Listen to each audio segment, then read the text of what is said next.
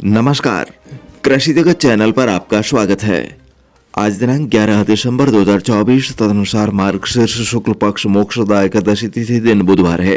राजस्थान राज्य की साप्ताहिक मौसम अपडेट के साथ मैं अचल सिंह देवराज। देश के उत्तरी राज्यों के इलाकों में हुई बर्फबारी और मैदानी इलाकों में मावठ के साथ ही प्रदेश में ठंड तेज हो गई है।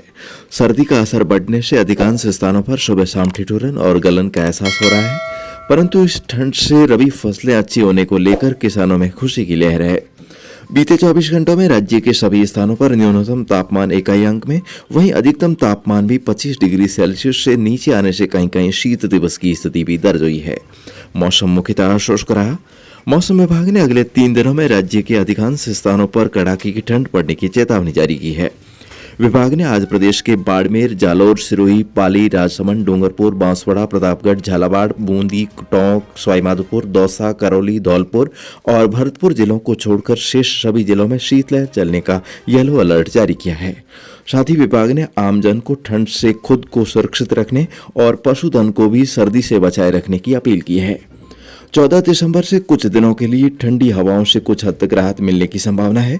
इस समय अवधि में एक हल्का पश्चिमी विक्षोभ भारत के उत्तर पश्चिमी भागों के करीब पहुंचने की संभावना है, जिससे उत्तरी हवाएं कमजोर पड़ने से ठंड का असर मामूली कम हो सकता है, परंतु इससे तापमान में अधिक बढ़ोतरी की संभावना नहीं है। मौसमी प्रणालियों में इस समय उत्तर भारत के पहाड़ी राज्यों से पश्चिमी विक्षोभ गुजर रहा है।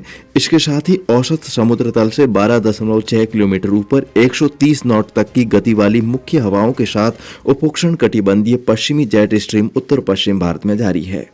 दक्षिण भारत की ओर उधर दक्षिण पश्चिम और उससे सटे दक्षिण पूर्व बंगाल की खाड़ी के ऊपर बना सुस्पष्ट कम दबाव का क्षेत्र उसी क्षेत्र में बना हुआ है। उससे जुड़ा ऊपरी हवा का चक्रवाती परिसंचरण तंत्र मध्य क्षोभ मंडल स्तर तक फैला हुआ है।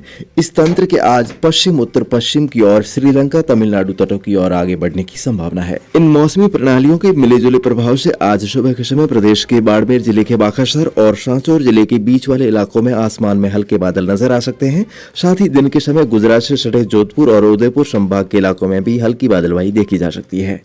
हल्की बादलवाही की गतिविधियों में कल से और अधिक बढ़ोतरी होने की संभावना है, जिससे राज्य के दक्षिण की ओर से आधे से ज्यादा भागों में हल्के बादल छाए रहेंगे, जबकि उत्तरी भागों में बीकानेर संभाग के कुछ भागों में आसमान पूरी तरह से साफ रहेगा। अब लगातार हल्के बादलों के रूप में आकाशीय हलचल रहने के साथ ही अगले एक सप्ताह तक मौसम मुख्यतः शुष्क रहने का पूर्वानुमान है।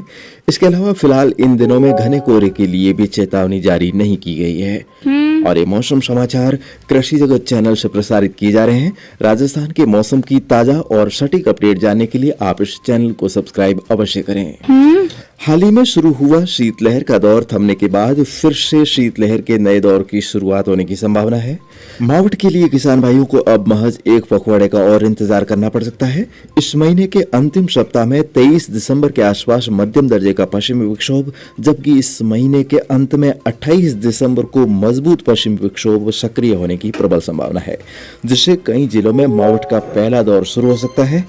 उसके बाद 14, 17, 19, 20, 21, 22, 23, 24, 27 और 28 जनवरी 2025 को राजस्थान में मौसम बहुत अधिक खराब रहने तथा इस समय अवधि में कहीं कहीं ओलावृष्टि, कोहरा, भारी वर्षा से जनजीवन प्रभावित होने और मकर संक्रांति से अगला एक सप्ताह बारिश के साथ निकलने की प्रबल संभावना है। तो ऐसे में किसान भाई फिलहाल शुष्क मौसम और अगले 25 दिनों में मावठ होने की संभावना के मद्देनजर अपने खेती के कामकाज करते रहें। आगे मौसम में जो भी बदलाव होगा, जिसकी नवीनतम अपडेट आपको इस चैनल के माध्यम से हर रोज मिलती रहेगी।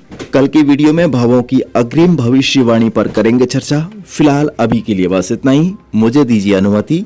नमस्कार। मौसम से जुड़ी जानकारी और लाइव मौसम खबरों के लिए हमारे कृषि जगत YouTube चैनल को सब्सक्राइब करें और बेल आइकन दबाकर हर अपडेट पर रखें नजर।